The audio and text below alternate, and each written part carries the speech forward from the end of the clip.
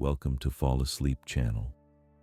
Tonight, we explore the quiet mechanics behind anxiety and depression, a calm narrative with interesting facts. If you enjoy peaceful stories like this, you are warmly invited to subscribe and return whenever you need to slow down. Now allow yourself to get comfortable and enjoy quiet and pleasant rest. Let's begin. Human emotional states did not appear suddenly in modern times. They are the result of long biological adaptation to uncertainty, loss, and change. The nervous system evolved to detect threat, predict outcomes, and manage limited energy across time. These functions shaped how attention, motivation, and emotion operate today. Heightened alertness is one expression of this system, a state where attention sharpens, perception narrows, and the mind scans forward, preparing for what might happen next. This state increases sensitivity to potential danger, even when danger is not immediate. It is driven not by fear alone, but by anticipation, by the brain's tendency to project possible futures and assign importance to them. Alongside this mode exists another pattern, one marked by reduced drive, slower movement, and diminished reward signaling. This state conserves energy when effort no longer seems to produce reliable outcomes. It is not sadness in isolation. It involves changes in motivation, perception, and physical sensation. Both patterns arise from the same regulatory system, adjusting output based on perceived demand and available resources. Inside the brain, no single region controls these responses. The amygdala evaluates potential threat. The hippocampus provides memory and context. The prefrontal cortex weighs options and moderates reactions. Reward pathways influence engagement and effort. Communication between these regions depends on chemical messengers such as serotonin, dopamine, and norepinephrine. These neurotransmitters do not dictate experience. They influence intensity, duration, and recovery. Nothing operates alone. Feedback loops connect brain, body, and environment continuously. When alertness remains elevated, attention becomes selective.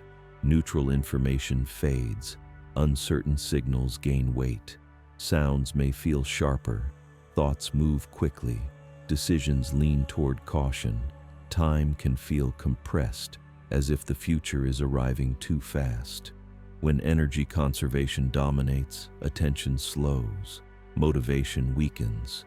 Time can feel heavy or stretched. Movement may require more effort. These changes in time perception reflect how emotional regulation alters internal timing mechanisms. Memory is shaped by the same conditions. Intense states strengthen encoding of threat-related experiences. Prolonged low-energy states reduce emotional vividness. Recall may feel flatter or distant. Learning continues in both modes, but emphasis shifts. Threat-related learning dominates in alert states. Necessity-based learning dominates in withdrawn states. These patterns are not fixed. They fluctuate. Genetics influence sensitivity. Past experience shapes expectation. Environment provides constant input. Sleep quality alters regulation more than most factors. Light exposure affects circadian rhythm. Routine stabilizes signaling. Unpredictability increases load.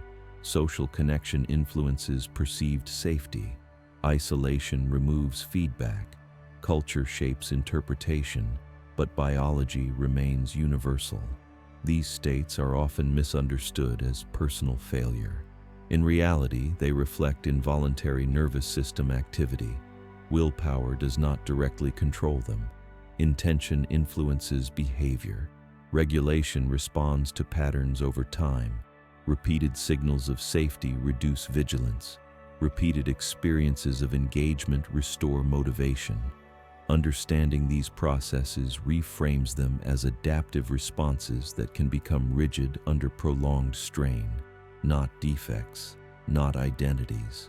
but modes the system enters when conditions demand it. Perception under these conditions shifts quietly, without announcement. The world does not change, yet it is filtered differently. When alertness remains high, the brain prioritizes signals that might predict risk. Ambiguity becomes meaningful. Uncertainty gains weight. Attention moves outward and forward at the same time, scanning for patterns that could signal change. This pattern does not require conscious effort. It unfolds automatically, shaped by past learning and current load. Physical sensations often reflect this state first. Muscle tension increases. Breathing becomes shallower or quicker. Restlessness appears without a clear source. These bodily signals feed back into the brain, reinforcing the sense that something requires monitoring. The body becomes part of the prediction system. In periods of reduced motivational signaling, perception shifts in another direction. Sensory input may feel muted. Colors seem less vivid. Sounds feel distant, not absent, but harder to register. This is not a loss of perception. It is a redistribution of attention. The nervous system limits input to conserve energy. Movement slows. Posture changes. Effort feels heavier. These physical expressions are integral to regulation, not side effects. Memory interacts with these shifts continuously. Emotionally intense moments leave stronger traces, particularly those linked to uncertainty or perceived loss. Over time, recall may become biased toward difficulty, even if neutral or positive moments occurred as well. This bias does not reflect distortion. It reflects selective encoding. In lower energy states, memory may feel less accessible. Experiences blur together, details fade. Learning still occurs, but emotional salience is reduced. Future prediction relies on memory. When memory emphasizes threat, prediction follows. When memory lacks vivid reward, the future feels less inviting. Decision-making reflects these internal calculations. Alert states favor caution. Choices lean toward minimizing risk. Withdrawn states slow decisions. Options feel costly. Neither state removes agency. They influence how options are weighed. Attention, memory, and prediction form a loop. Each shapes the others. Environment feeds into this loop constantly. Unpredictable surroundings increase monitoring. Prolonged loss or isolation reinforce withdrawal. Stable routines provide predictable input. Social cues signal safety or demand. Even subtle changes in daily rhythm alter regulation.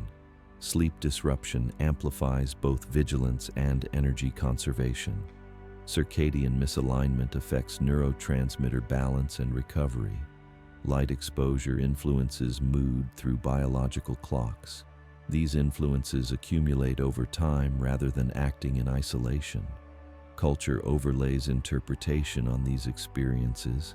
Some contexts frame alertness as a responsibility. Others view withdrawal as weakness.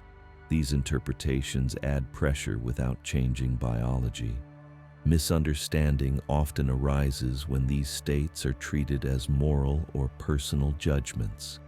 In reality, they are patterns of nervous system activity responding to load.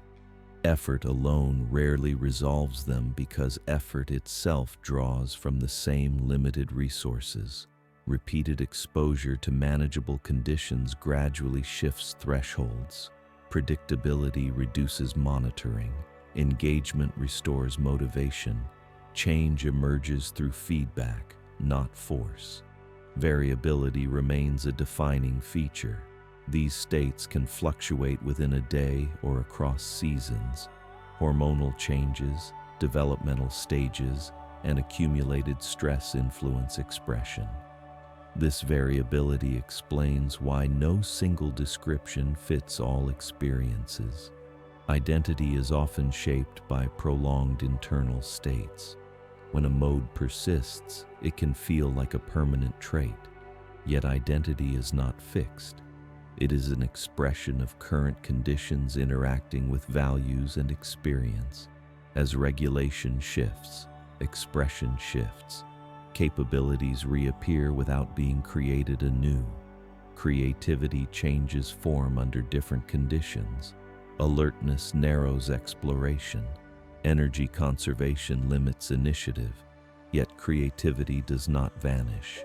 It adapts, becoming more structured or reflective. Social perception also changes. High internal load reduces capacity to process nuance in others. Cues of judgment or demand become amplified. As load decreases, perception broadens again. Understanding these patterns reframes them as movements within a living system, not static labels, not final states, but ongoing adjustments shaped by context, time, and feedback. Attention itself becomes one of the clearest windows into how these internal states operate. Attention is not evenly distributed by default. It is allocated according to perceived importance and available energy. When vigilance is elevated, attention contracts around what might signal danger or uncertainty. Small details feel significant. Neutral information fades into the background. The mind may revisit the same possibilities repeatedly, not because it chooses to, but because repetition feels protective. This narrowing is efficient for short periods, yet costly when sustained. It limits access to broader context. When energy conservation dominates, attention behaves differently. It becomes sparse rather than sharp. Focus may linger on a few elements while ignoring others. Sustaining attention requires more effort, not because capacity is gone, but because resources are being preserved. These shifts influence how information is processed. Learning under alert conditions favors avoidance and prevention. Learning under low energy conditions favors necessity and efficiency. Both patterns are adaptive in specific contexts. Problems arise when context changes and attention does not recalibrate immediately. Bodily signals continue to inform this process. The nervous system constantly monitors heart rate, muscle tone, breathing, and visceral sensation. These signals contribute to emotional tone without conscious awareness. Tension communicates readiness. Heaviness communicates conservation. The brain interprets these bodily states as information about the environment. This loop reinforces internal modes until new feedback appears. Movement plays a subtle role here. Posture, pace, and rhythm influence regulation. Slow, constrained movement reinforces conservation. Restless movement reinforces alertness. These patterns often emerge automatically. The system selects what feels appropriate given its internal assessment. Memory interacts with attention continuously. What receives attention is what becomes encoded. What is encoded shapes future expectation. Expectation guides attention again. This circular process explains why certain themes dominate thought under specific conditions. It is not obsession. It is prioritization driven by internal signals. Uncertainty remains a powerful driver throughout. The nervous system treats unresolved uncertainty as ongoing demand. When outcomes are unclear and feedback is delayed, regulation remains elevated. This explains why reassurance often has limited impact. Reassurance is information, but regulation responds to experience. Repeated neutral or manageable outcomes gradually update prediction. Single statements rarely do. Energy availability shapes how quickly updating occurs. When resources are low, the system becomes conservative in revising expectations. It favors what is already known. This conservatism protects against sudden change, but it also slows adaptation. Social context adds another layer. Humans evolved as social organisms. Cues from others influence perceived safety and demand. Consistent low-pressure interaction communicates stability. Unpredictable or evaluative interaction increases load. Even subtle social signals matter. Tone, pace, and expectation are registered below awareness. Isolation removes this feedback entirely, allowing internal signals to dominate. Culture influences which states are encouraged or discouraged. Some environments reward constant vigilance.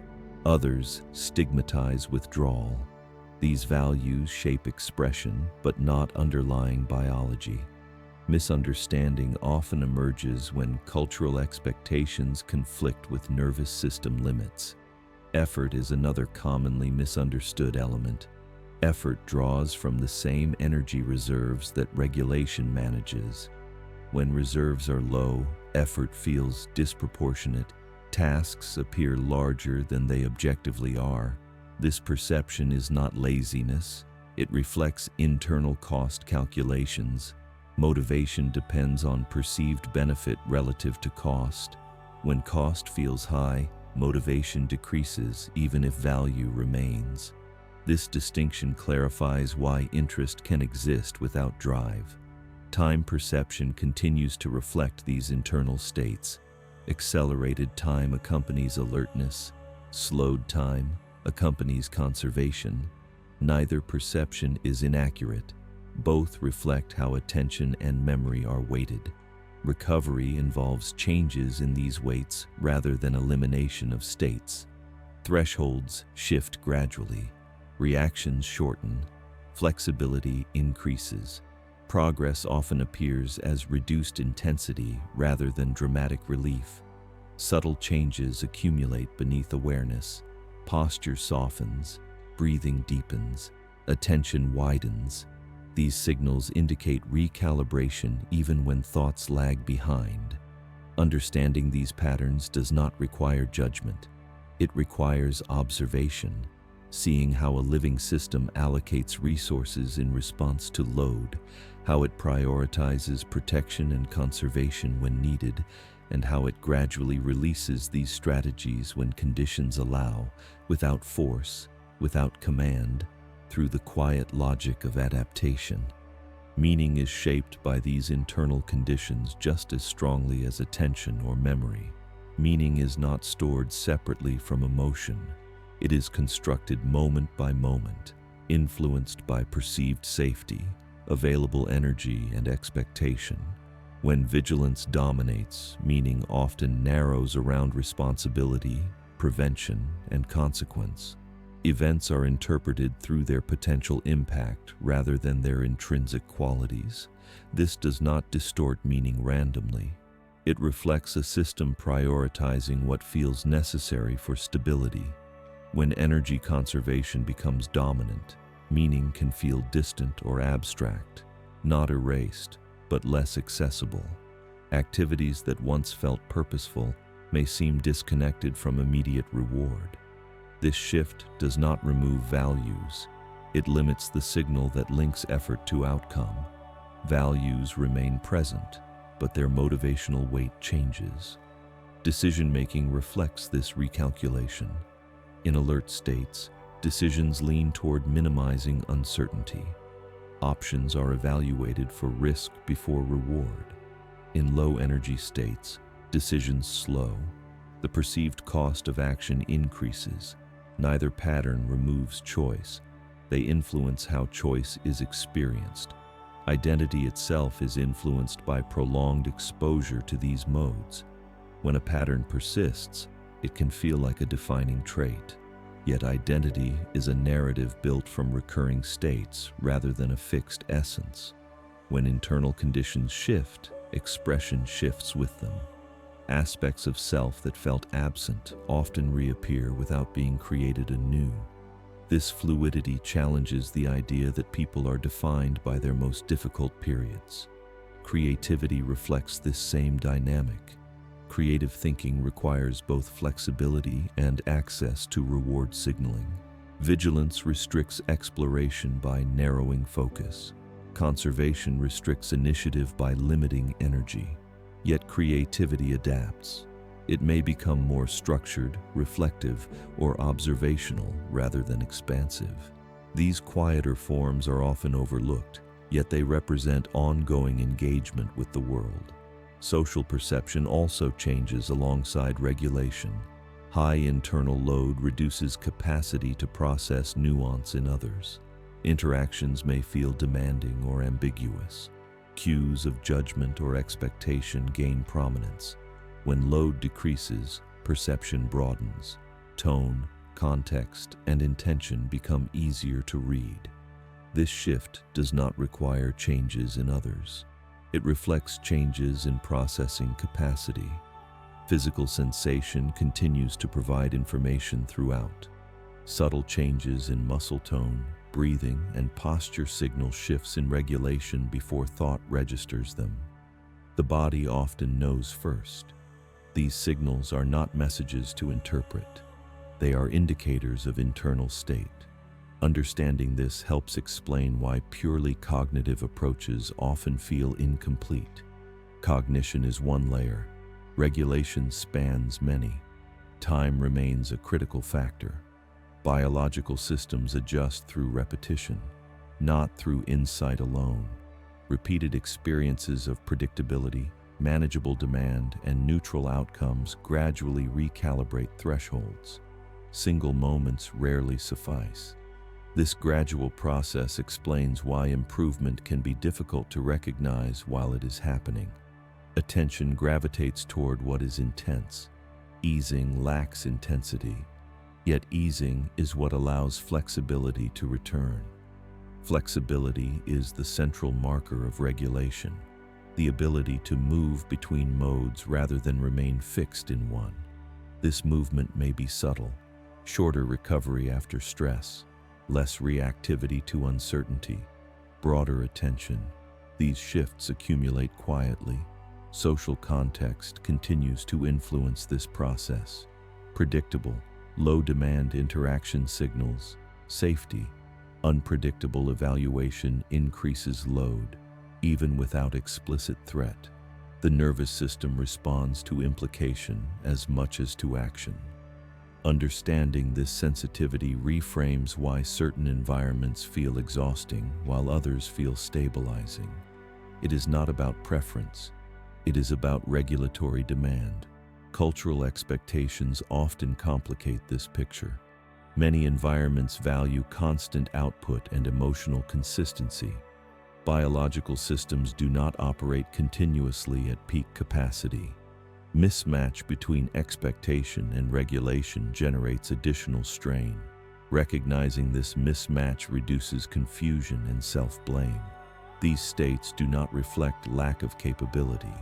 They reflect how a system allocates limited resources. Capability remains present. It is expressed differently under different conditions. Learning continues. Adaptation continues, even when experience feels constrained. Understanding these processes places them within the larger story of how humans respond to uncertainty, loss, and change, not as failures, not as fixed conditions, but as patterns that emerge when systems are asked to carry more than they can easily manage. And as long as conditions continue to shift, the system remains responsive, adjusting thresholds, redistributing attention, recalculating meaning, always moving, even when movement feels slow. These internal patterns also shape how effort is experienced from moment to moment. Effort is not a fixed quantity. It is evaluated continuously by the nervous system based on available energy and perceived return. When alertness remains high, effort may feel urgent yet draining. Actions are driven by necessity rather than choice. When energy is conserved, effort feels heavy. Even small tasks can seem disproportionate to their objective size. This difference does not reflect motivation disappearing. It reflects a recalculation of cost. The brain weighs energy expenditure against predicted outcome before action occurs. When predicted benefit feels uncertain or distant, Effort is delayed or avoided. This process operates below conscious awareness. Judgment enters later, often misinterpreting internal cost as lack of will. Understanding this distinction clarifies why pushing harder does not always restore engagement.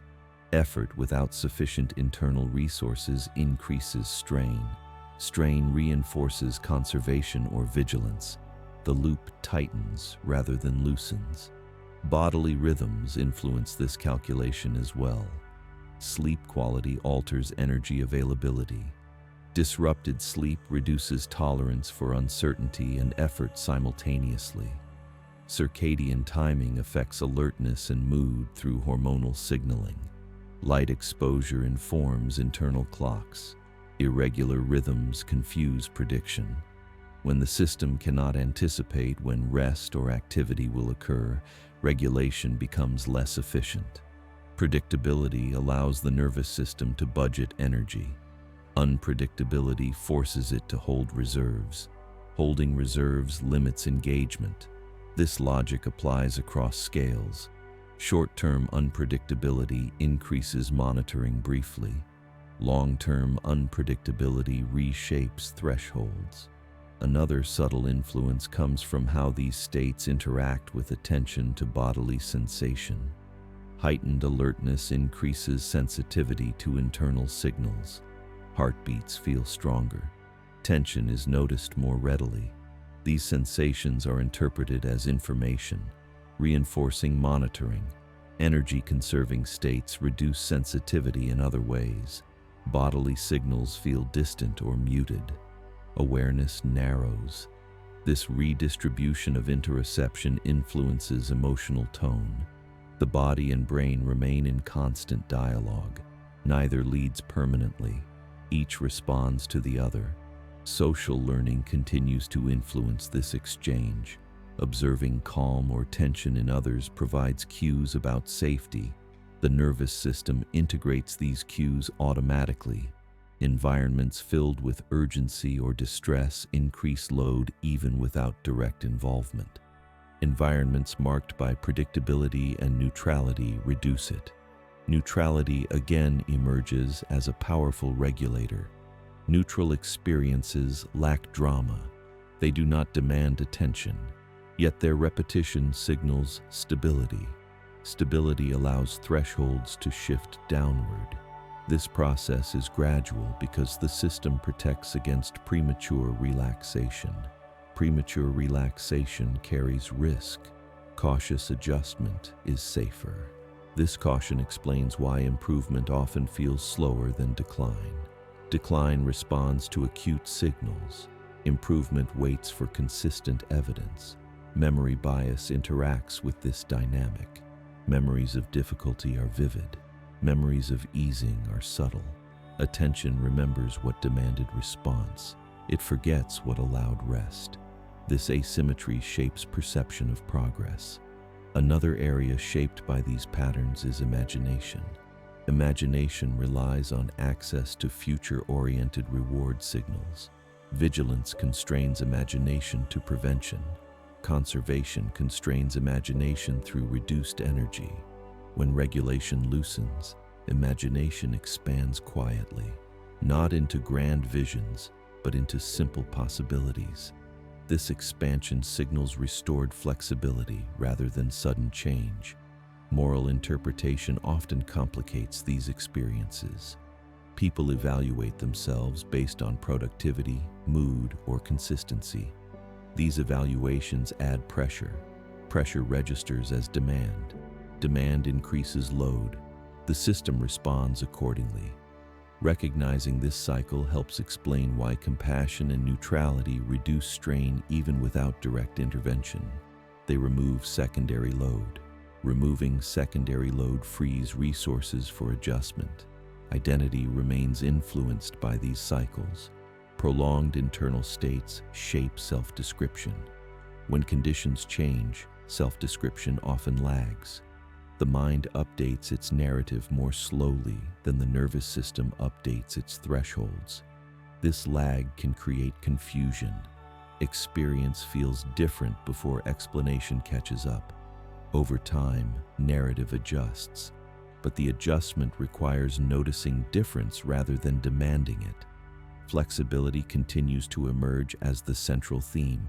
Flexibility in attention, in effort, in interpretation. Rigidity signals constraint. Flexibility signals capacity. Capacity grows when demand becomes manageable, not absent, manageable. This distinction matters. Systems do not require zero demand to adapt. They require demand that does not exceed resources indefinitely. Understanding these principles reframes internal struggle as information rather than verdict.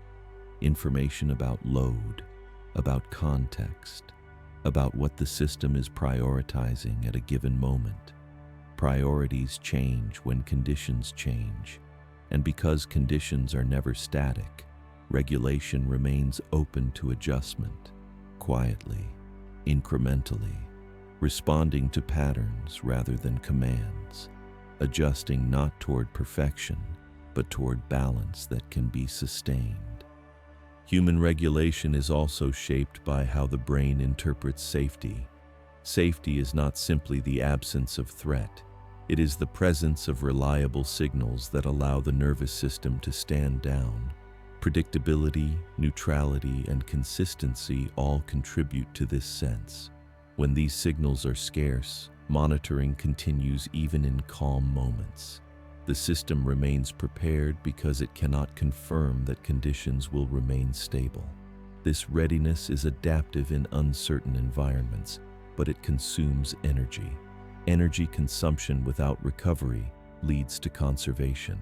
Conservation limits engagement. This cycle explains why periods of alertness and withdrawal often alternate rather than resolve cleanly. The system is balancing competing demands. Bodily feedback again plays a role. Steady breathing patterns, relaxed muscle tone, and variable heart rate communicate safety internally. These signals are integrated automatically. The nervous system does not wait for conscious interpretation. It responds to patterns. Repeated patterns shape expectation. Expectation shapes regulation. Regulation shapes perception. Perception shapes meaning. Meaning feeds back into expectation. This closed loop operates continuously. Breaking it is less effective than allowing it to recalibrate through consistent input. Another element that often escapes attention is how these states influence tolerance for ambiguity. Ambiguity requires holding multiple possibilities without resolution. This requires energy and flexibility. Vigilance reduces tolerance by prioritizing clarity and certainty. Conservation reduces tolerance by limiting cognitive bandwidth. As regulation improves, tolerance expands again. Ambiguity becomes manageable rather than threatening. This shift often marks increased adaptability. Adaptability allows learning from experience without immediate reaction. Another factor shaping these patterns is reward processing. Reward is not pleasure alone. It is the signal that effort will lead to outcome. When this signal weakens, motivation declines even if interest remains. This distinction explains why desire can exist without action. Desire reflects value. Motivation reflects feasibility. Feasibility is computed based on energy and prediction. When feasibility feels low, action is postponed. This postponement is not avoidance. It is regulation. Effort is conserved until conditions improve. Social signals strongly influence reward prediction. Recognition, acceptance, and belonging historically increased survival. Modern environments still register these signals deeply. Perceived evaluation increases load. Perceived neutrality reduces it. This sensitivity explains why performance contexts feel draining and low-demand contexts feel restorative. The nervous system reads implication, not intention. Understanding this reduces confusion about why certain interactions feel costly even when they are not overtly negative. Another common misunderstanding involves permanence. Prolonged internal states can feel endless because the system adapts to them. Adaptation creates familiarity. Familiarity is mistaken for inevitability, yet adaptation works both ways. Thresholds adjust downward as well as upward. Repeated signals of manageability slowly shift baseline. This shift rarely announces itself. It is detected through contrast rather than declaration. Reactions soften, recovery shortens, attention widens. These changes are incremental. They accumulate quietly. Identity continues to evolve alongside these shifts. Identity reflects current patterns of attention and meaning. When patterns change, identity expression changes. Values do not disappear. Access fluctuates. Understanding this prevents conflating state with self. Capability remains even when expression is constrained. Learning continues even when engagement feels limited. Growth does not pause, it reorganizes. This reorganization often becomes visible only after conditions have changed. Looking back reveals movement that felt invisible while it occurred. This delayed recognition can be confusing. The mind seeks clear markers. Biology offers gradients. Gradients require patience to notice. Patience itself becomes easier when regulation improves, because urgency diminishes. Urgency belongs to alert states. Flexibility belongs to regulated states. Flexibility allows choice to feel lighter, not because difficulty vanishes, but because capacity increases. Capacity allows movement between modes without becoming trapped. Trapped systems feel heavy. Flexible systems feel responsive. Responsiveness is not constant ease. It is the ability to adjust without breaking. This ability defines resilience more accurately than endurance. Endurance resists change. Resilience adapts to it. Adaptation remains the underlying theme. The nervous system adjusts continuously to information about demand, safety, and resource availability. When information changes consistently, regulation follows, slowly, cautiously, but reliably. No command is required. No final conclusion is necessary. The process continues as long as the system remains alive, responding, recalibrating, redistributing energy and attention, shaping experience moment by moment within the quiet logic of adaptation. The relationship between internal regulation and external behavior often creates misunderstanding. Outward actions are visible. Internal load is not. A person may appear calm while maintaining intense vigilance. Another may appear withdrawn while processing complex internal information. Behavior reflects what the system can afford at a given moment, not the totality of capacity. This distinction matters because judgments are often based on visible output rather than invisible regulation. The nervous system prioritizes survival and stability over appearance. It allocates resources where they are most needed internally, even if that reduces external performance. This allocation is not conscious. It is automatic, shaped by history, context, and current demand. Comparison becomes misleading in this light. Comparing external behavior ignores internal cost.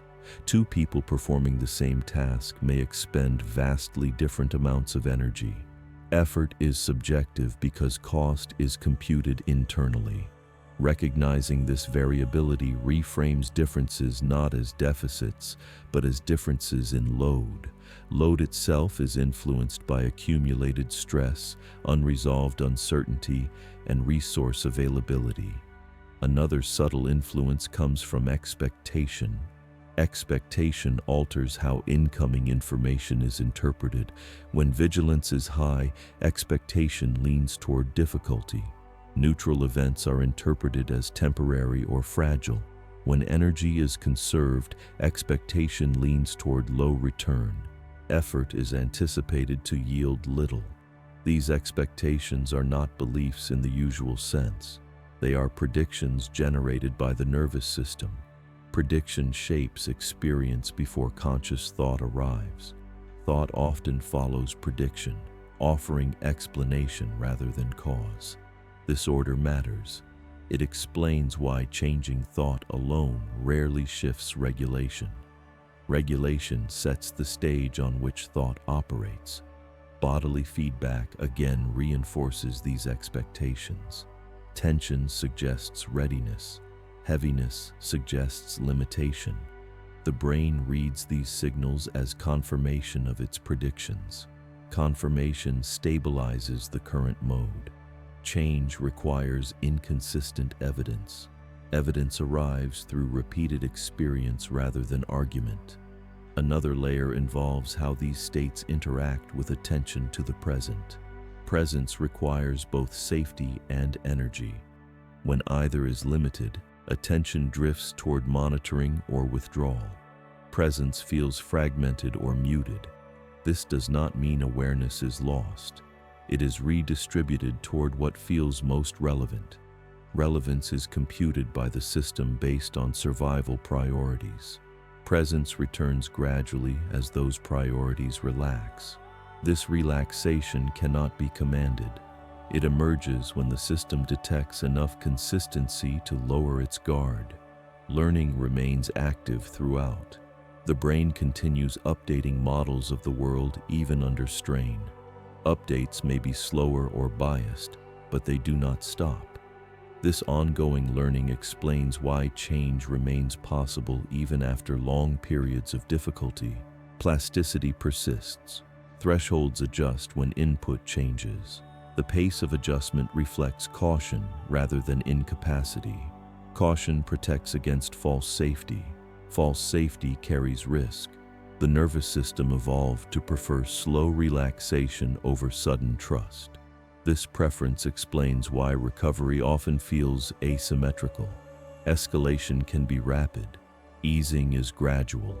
Memory contributes to this asymmetry. Intense experiences are remembered vividly. Easing leaves lighter traces.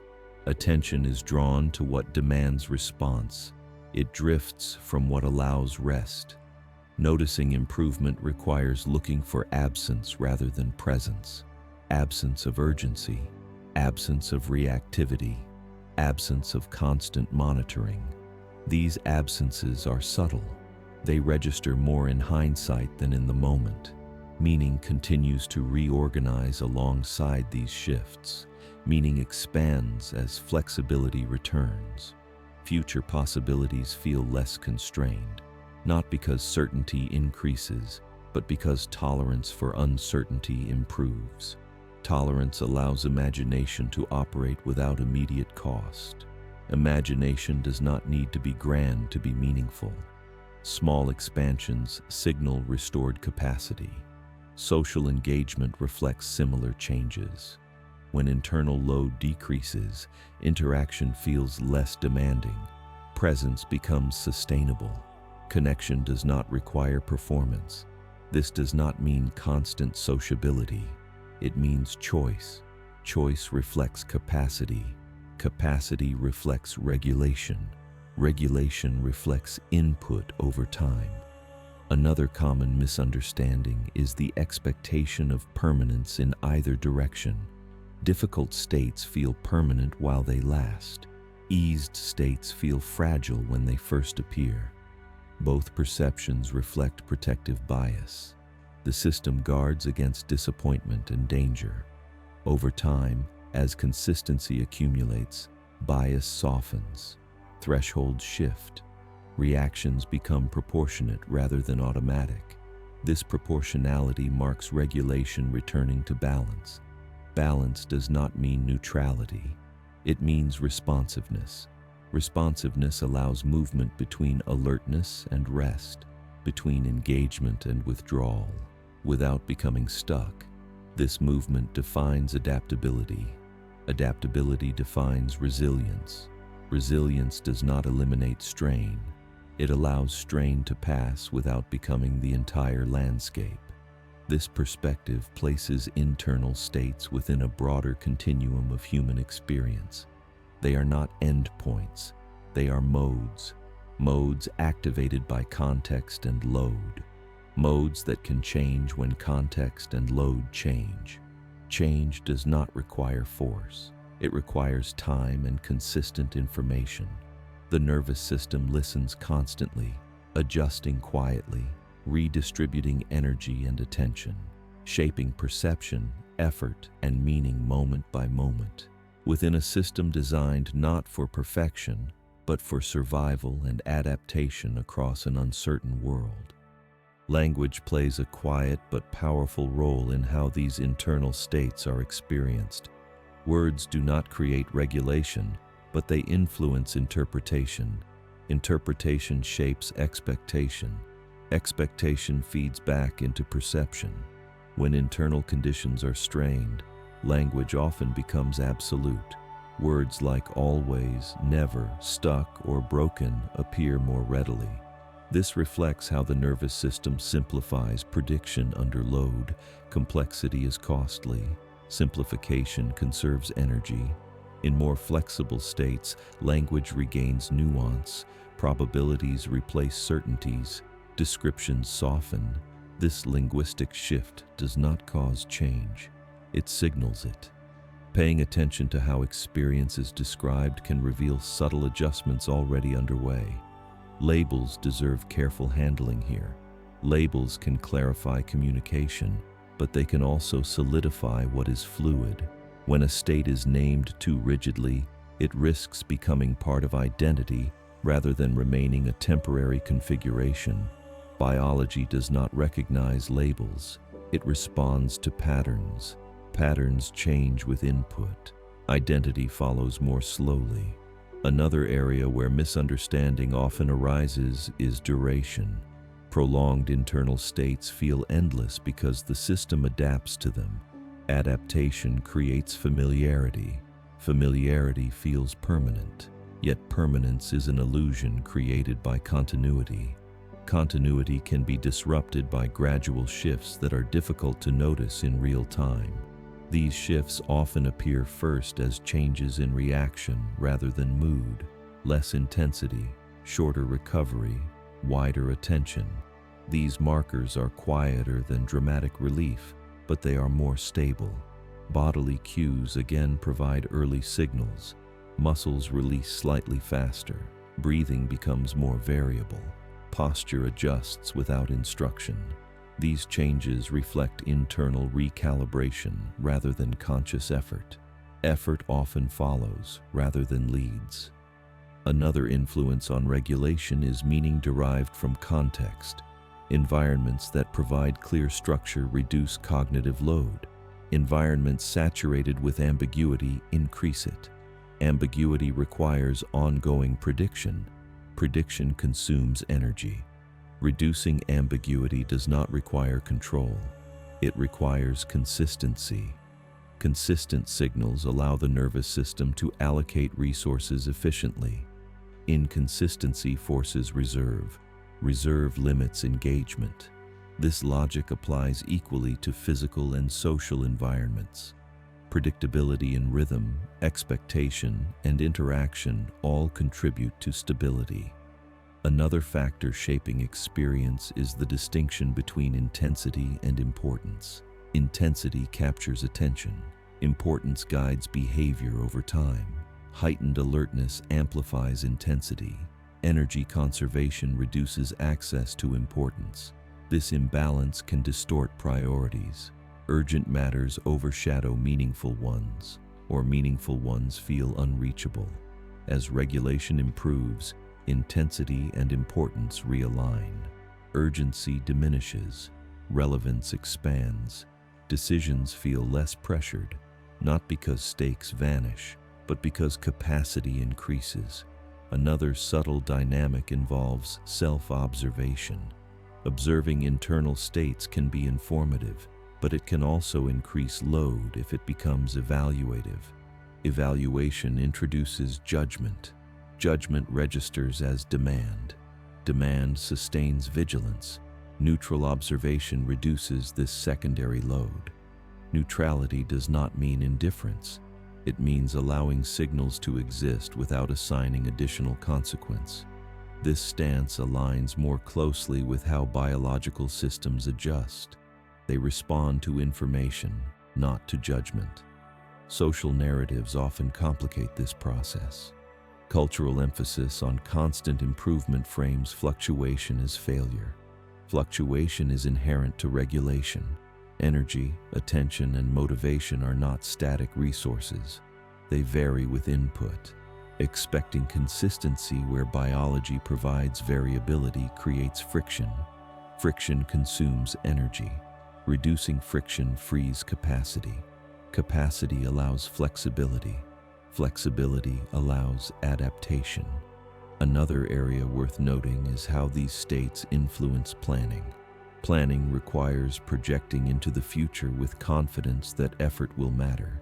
Vigilance focuses planning on risk mitigation. Conservation limits planning to immediate necessity. Long-term planning becomes difficult not because foresight is lost, but because feasibility feels uncertain. As regulation shifts, planning horizons extend naturally, without force, without instruction. Imagination and intention regain room to operate. These changes often feel subtle. They do not announce themselves as breakthroughs. They appear as moments of ease, a task begun without hesitation, an interaction that feels lighter, a thought that moves beyond immediate concern. These moments indicate that internal thresholds are adjusting. The system is allowing more range. Range does not eliminate difficulty. It allows movement within it. Movement is what prevents fixation. Fixation emerges when systems lack room to adjust. Room is created by manageable demand and consistent feedback. Understanding these dynamics reframes internal experience as a conversation between system and context, not a verdict about character or capacity. The nervous system continues this conversation continuously, listening for cues, adjusting output, redistributing attention and energy, responding not to ideals, but to information.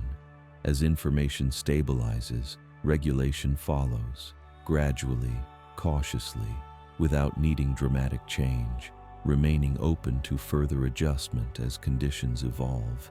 Physical space itself influences regulation more than is often recognized.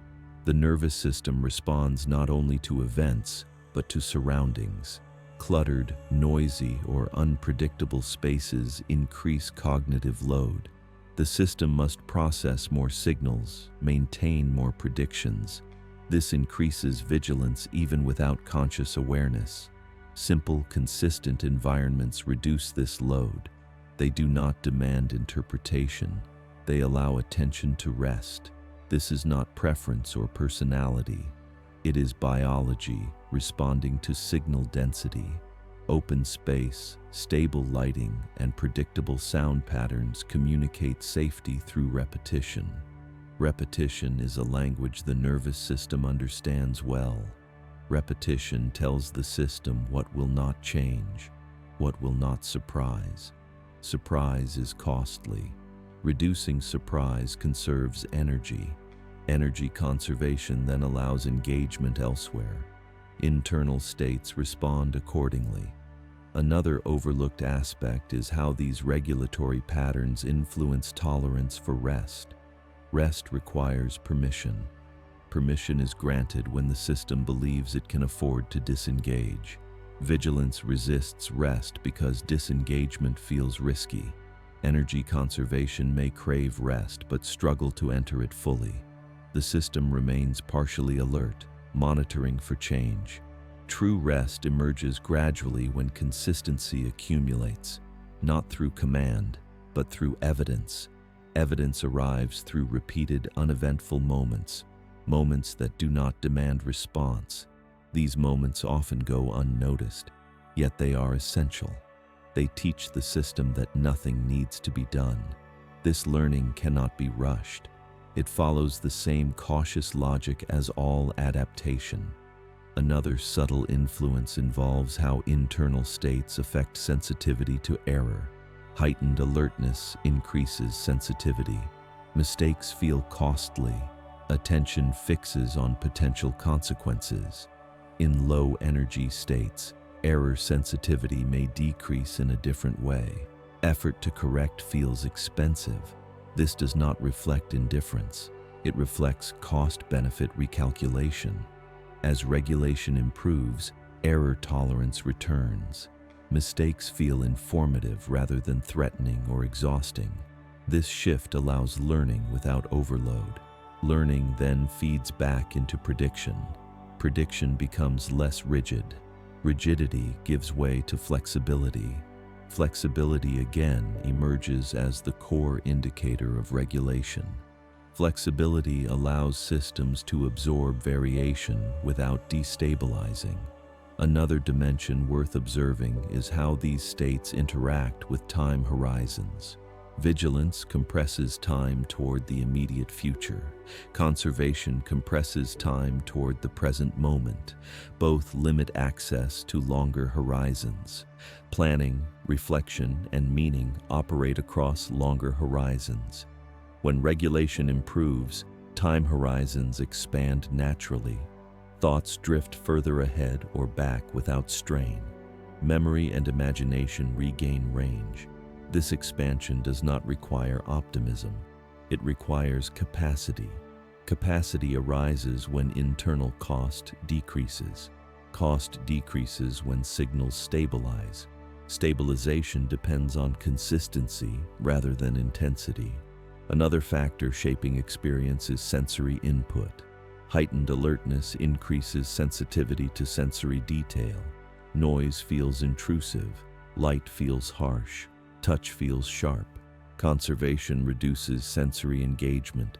Stimuli feel distant or muted. These shifts influence comfort without conscious interpretation. Adjusting sensory load can therefore alter regulation indirectly. Reducing excessive input reduces demand. Reducing demand frees capacity. This relationship explains why environments that feel calming often share sensory simplicity rather than stimulation. Simplicity communicates safety by limiting variables. The nervous system prefers fewer variables when under load. Social space follows similar rules. Predictable interaction reduces load. Ambiguous interaction increases it. Clarity does not require depth. It requires consistency. Another area where misunderstanding arises is the assumption that improvement must feel good. Improvement often feels neutral at first. Urgency fades. Reactivity softens. Neutrality replaces intensity. Neutrality can be mistaken for emptiness because intensity is familiar. Familiarity feels real. Neutrality feels unfamiliar. Yet neutrality is often the ground from which engagement returns. Engagement built on neutrality is more sustainable than engagement driven by urgency. Sustainability matters because systems adapt to what they repeat. Repeated urgency trains vigilance. Repeated neutrality trains regulation. This training is implicit. The nervous system learns without instruction. Another subtle indicator of adjustment is change in internal narration. Thoughts become less absolute. Language softens. Questions replace statements. This does not require deliberate reframing. It reflects reduced load. When the system no longer needs certainty, nuance becomes affordable. Nuance signals flexibility. Flexibility allows curiosity to reappear. Curiosity requires tolerance for uncertainty and surplus energy. When both are present, curiosity returns quietly, not as excitement, but as gentle interest. Interest indicates that the system sees potential benefit in exploration. Exploration is only pursued when cost feels manageable. This logic governs all adaptive behavior. As internal conditions shift, behavior follows. Not through effort, but through recalculation. Understanding this sequence reframes change as something that unfolds rather than something that must be achieved. Unfolding requires time. Time allows feedback. Feedback allows adjustment. Adjustment restores range. Range supports responsiveness. Responsiveness supports continuity. The nervous system continues operating within this loop endlessly, responding to information, revising prediction, redistributing energy, shaping perception and meaning, without needing final resolution, because adaptation itself is ongoing, always adjusting to the next moment, the next signal, the next pattern of demand and relief. The way these internal states interact with long-term life choices often goes unnoticed. Choices are usually explained through preference or reasoning, yet regulation quietly shapes what feels possible, desirable, or sustainable. When vigilance dominates, choices tend to favor safety and reversibility. Paths that minimize exposure feel more realistic. Commitment may feel risky because it reduces flexibility in the face of uncertainty. This does not reflect indecision. It reflects a system prioritizing the ability to respond quickly to change. When energy conservation dominates, long-term choices may feel distant or overwhelming, not because values are unclear, but because projecting effort across time feels costly. The future is not rejected. It is postponed. This postponement can be misread as lack of ambition when it is more accurately a reflection of internal budgeting. The nervous system evaluates long-term commitments based on anticipated demand. If demand appears high and reward uncertain, engagement is delayed. This logic operates quietly, beneath conscious planning. Memory feeds into these evaluations. Past experiences of strain or unpredictability weigh more heavily when regulation is taxed. The system remembers what was costly and adjusts future engagement accordingly. This is not pessimism. It is learning shaped by internal state. Environment reinforces or softens these patterns. Stable environments allow the system to extend its planning horizon. Unstable environments keep attention anchored closer to the present. Modern life often supplies mixed signals, physical safety alongside informational uncertainty. This mismatch keeps regulatory systems active even when immediate danger is absent. The brain evolved to respond to clear cues. Ambiguous cues sustain monitoring. Sustained monitoring limits exploration. Exploration requires surplus capacity. Capacity emerges when demand becomes manageable. Another subtle influence on long-term choice involves identity narratives. People often describe themselves through repeated internal states: cautious, withdrawn, driven, exhausted. These descriptions feel accurate because they reflect lived experience, yet they are snapshots rather than definitions. When regulation shifts, the narrative often lags behind. Behavior changes before self-description does. This lag can create confusion. New possibilities appear, but identity feels unchanged. Over time, narrative adjusts, but adjustment follows experience, not instruction. Effort to redefine identity rarely precedes internal change. It follows it. Bodily signals again provide early indicators. Posture changes. Movement becomes less guarded. Pace varies. These shifts often occur before explicit decision-making changes. The body adapts first. Cognition follows. This sequence is consistent with how regulation operates across systems. Another aspect shaping choice is tolerance for uncertainty over time. Uncertainty is unavoidable in any long-term path. Vigilance reduces tolerance. Conservation reduces capacity to engage with unknown outcomes. As regulation improves, tolerance expands, not because uncertainty disappears, but because the system has more resources to manage it. This expansion allows choices that were previously avoided to feel approachable, not effortless, but possible. Meaning also reorganizes alongside this shift.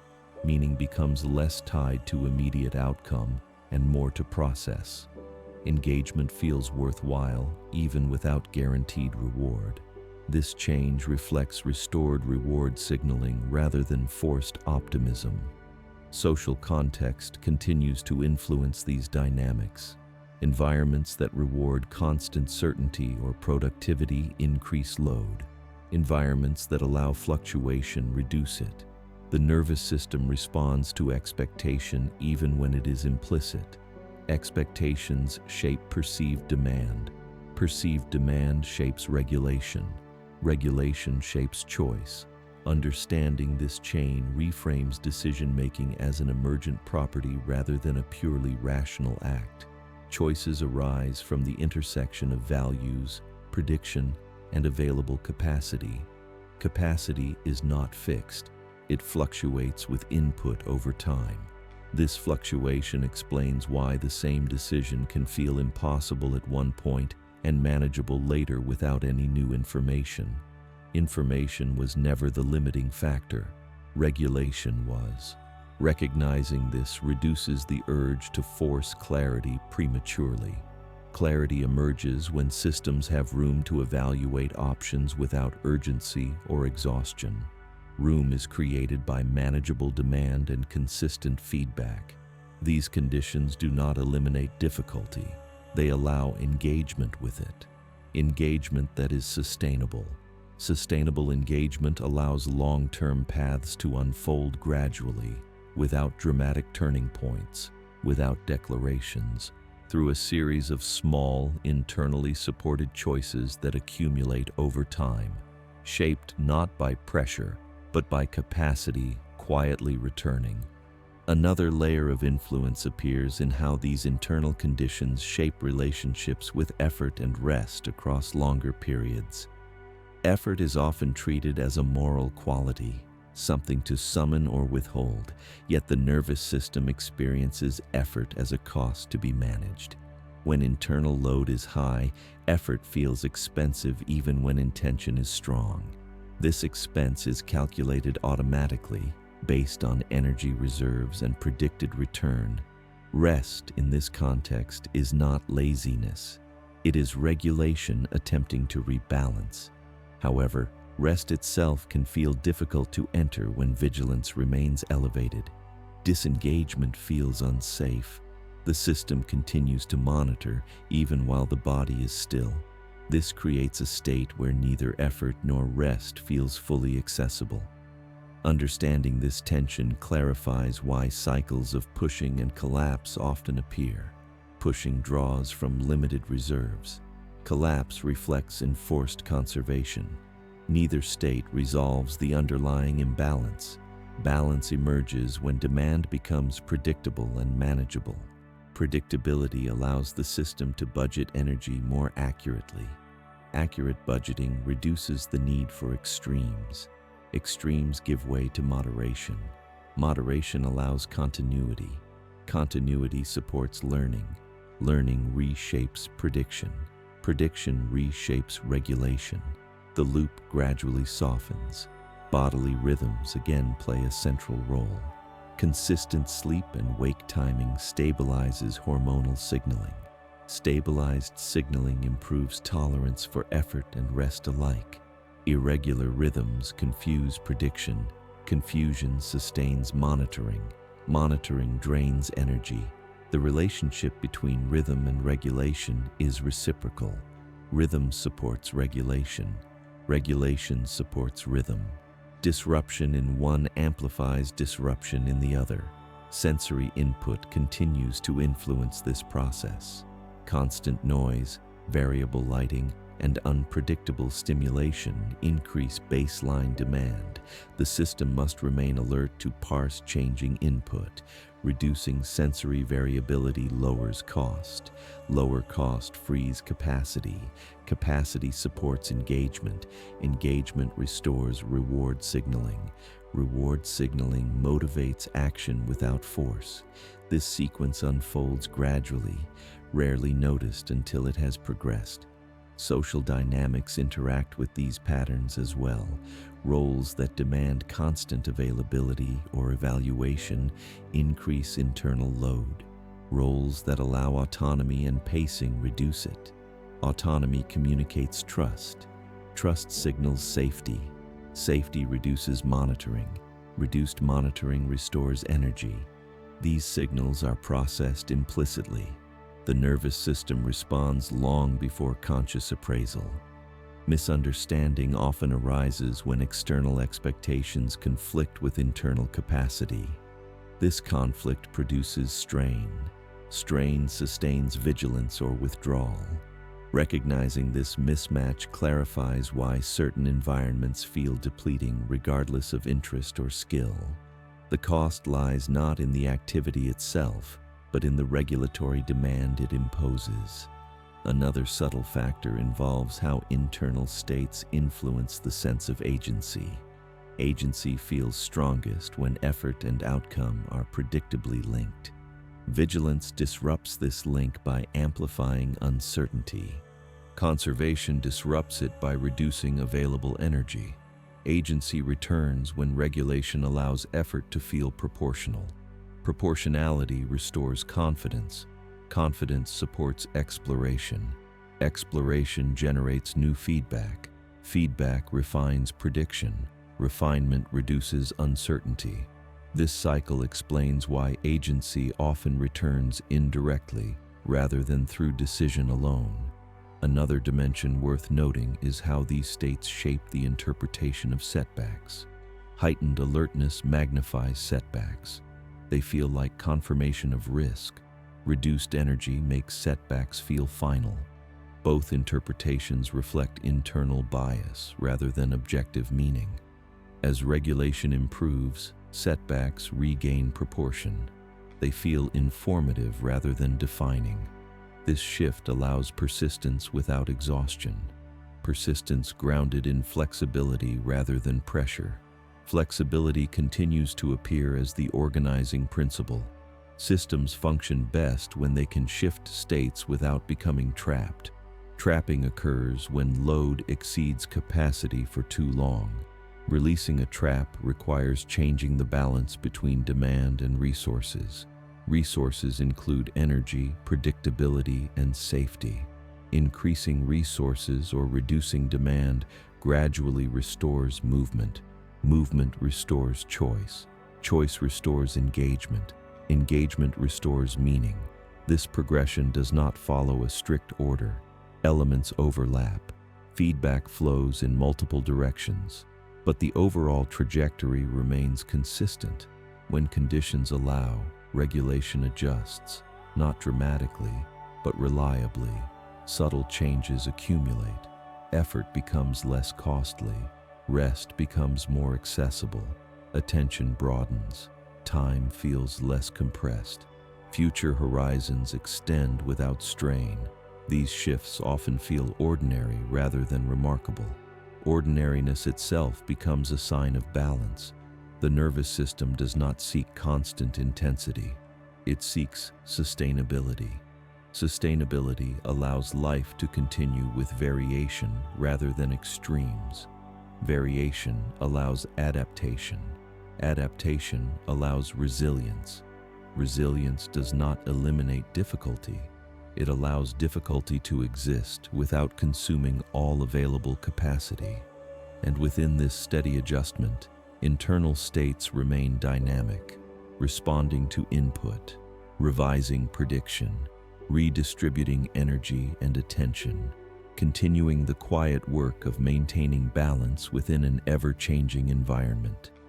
Regulation eventually settles into a quieter pattern, not because demands vanish, but because the nervous system learns how much response is actually required.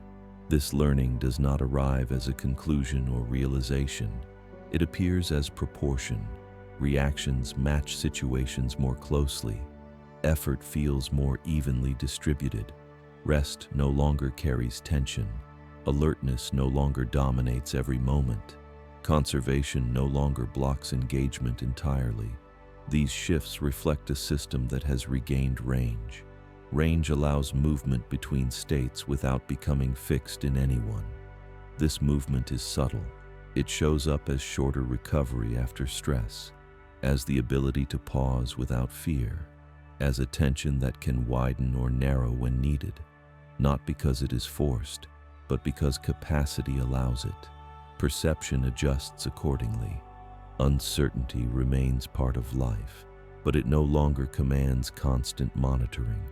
The future remains unknown, but it feels tolerable rather than threatening. Energy flows with less resistance. Motivation returns in quieter forms. Interest without urgency, effort without strain, engagement without depletion. Meaning reorganizes around process rather than outcome. Actions feel worthwhile even when results are uncertain. This reflects restored reward signaling rather than optimism. The body continues to communicate these changes before language does. Breathing varies naturally. Posture shifts without effort. Movement regains fluidity. These signals indicate that internal cost has decreased, that safety is being registered consistently enough to allow the system to stand down.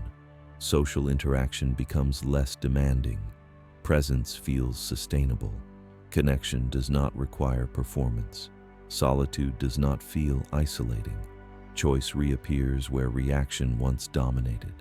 This does not imply a permanent state. Permanence is not how biological systems operate. Fluctuation remains. Stress still arises. Withdrawal may still appear. Alertness may still increase. The difference lies in duration and flexibility. States pass rather than persist. They inform rather than define. Understanding this prevents confusion when familiar patterns briefly return. Return does not equal failure. It reflects responsiveness to changing conditions. The nervous system continues to adjust as input changes, adapting thresholds, revising predictions, redistributing energy and attention. This process has no final stage. It is ongoing, shaped by rhythm, context, and experience, not aiming for constant ease, but for sustainability. Sustainability allows life to include effort, rest, connection, and uncertainty without overwhelming the system. This balance is not dramatic, it is practical. It supports continuity rather than intensity. And within this continuity, internal states remain what they have always been: adaptive responses to load, capable of tightening when needed, capable of loosening when conditions allow, always responding, always recalibrating, carrying forward the quiet work of maintaining equilibrium across time, without conclusion, without final definition, simply continuing, steady, responsive, and open to change as long as experience continues to unfold.